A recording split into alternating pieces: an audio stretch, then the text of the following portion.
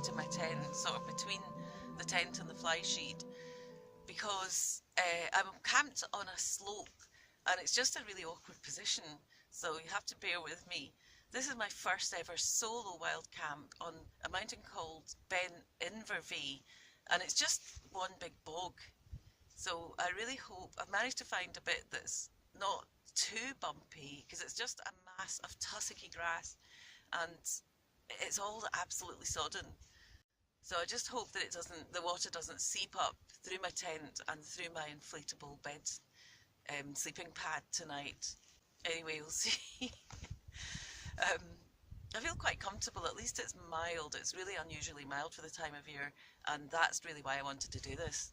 That mountain that you can see in the background is Beinn Inverveigh. I'm at Bridge of Orchy, which is absolutely beautiful, but I won't really get very more views because it's, what time is it? Just after 5 o'clock, and the sun sets at 5:43 tonight. I don't think we're going to get a very nice sunset, but maybe a nice sunrise tomorrow. Anyway, hope it's going to be not too wet a night. I'm going to cook myself some dinner, and I'll probably quite enjoy the experience.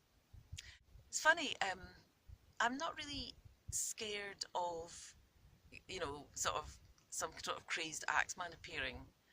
What I get scared of is the dark sometimes. I find it quite spooky. It's all things in my head, it just feels creepy. So I hope that that's not going to be a problem tonight, because I'm not going to be able to get away from the dark. But apart from that, it's nice, it's mild, and I think I should get a good night's sleep. Oh, one other thing I should add. I saw a really strange creature.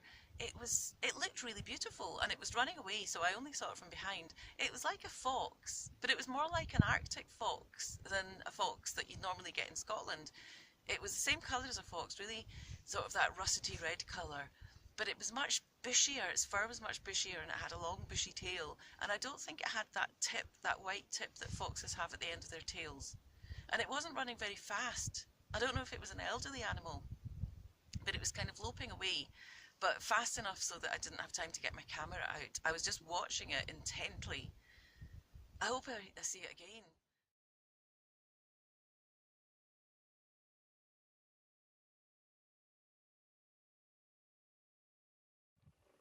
So that's my little tent. As you can see, there's just boggy ground everywhere. But the view's pretty good. That's Loch Tulla.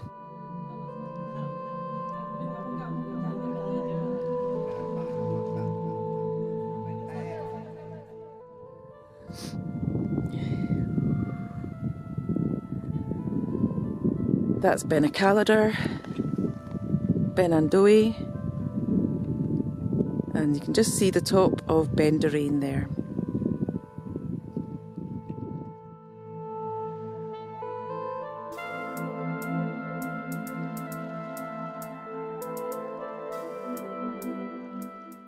I thought it was too cloudy for a nice sunrise, but it's really lovely to see the sun going down behind Beinn Inverveigh.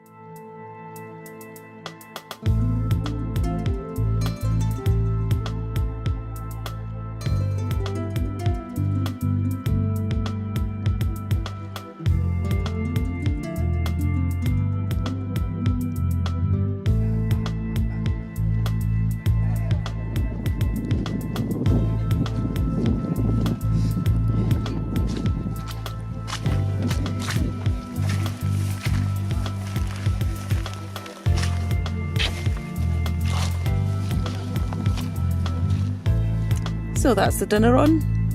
Got some noodles in there boiling away, and I've got a tin of herring fillets to have with them. It was so easy to get that stove lit this evening because there's just hardly any wind. So I have tried to light it in moderate winds before, and it's been so difficult. But it was just no problem this evening. Hopefully it won't take too long because I'm starving.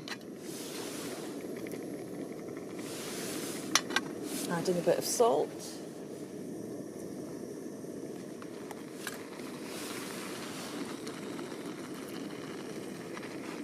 It's a lot of fish, but I've been on the hill all day, and I was on a hill yesterday, so I need the protein.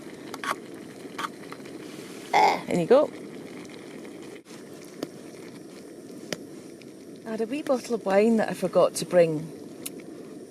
What a shame. I think that's just about hot enough.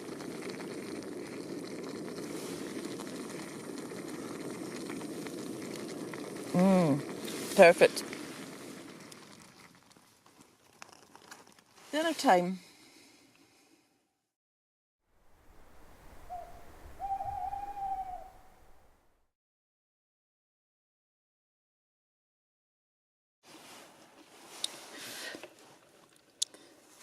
So I managed to make it through the night without being attacked by the bogeyman. I've got my porridge there. I'm not sure that the light's very good. Don't think you can see it. I just made it up in advance before I came. Added nuts and dates. So I've just added water to it. I've got a lovely cup of coffee as well. I like my coffee black. Don't think the camera will even pick it up. But hopefully you can see the beginnings of a sunrise there. It's 6:30 in the morning, and had a reasonable sleep. That's Beinn Inverveigh. I did wake up a lot, I have to say. I was sort of sleeping for about an hour, waking up for 10 minutes, sometimes more. Sleeping for another hour, waking up.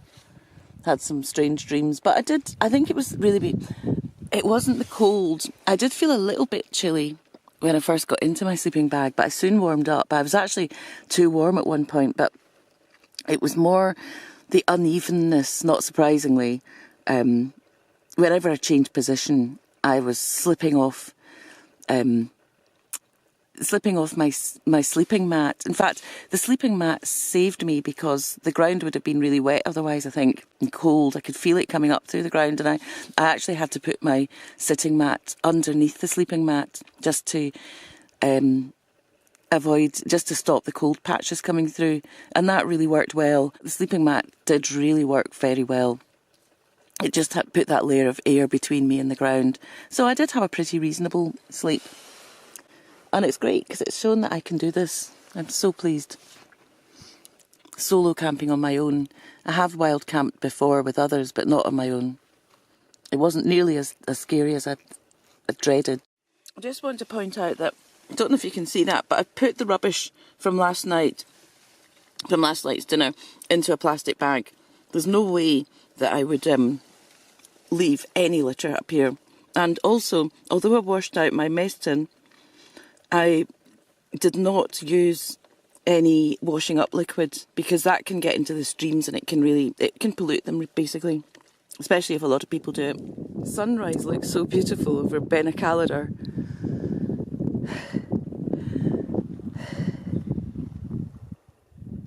So I've just packed up my tent, and I think it's fair to say that I've left no trace. That's the patch where I was. You can just see a sort of dent there, which will soon get back to what it was. So I'm all packed up and ready to go.